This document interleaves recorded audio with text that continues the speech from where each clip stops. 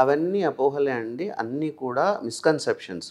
నేను ఈ జ్యూస్ తాగితే నాకు స్టోన్స్ పడిపోయాయండి. అలా కొందరు మీరన్న జ్యూస్ అంటున్నారు. కొందరు పేషెంట్స్ వచ్చి డైరెక్ట్ అడుగుతారు. సార్ నేను కల్లు తాగితే స్టోన్ పడిపోతుందా? నేను బీర్ తాగితే స్టోన్ పడిపోతుందా? అనేది.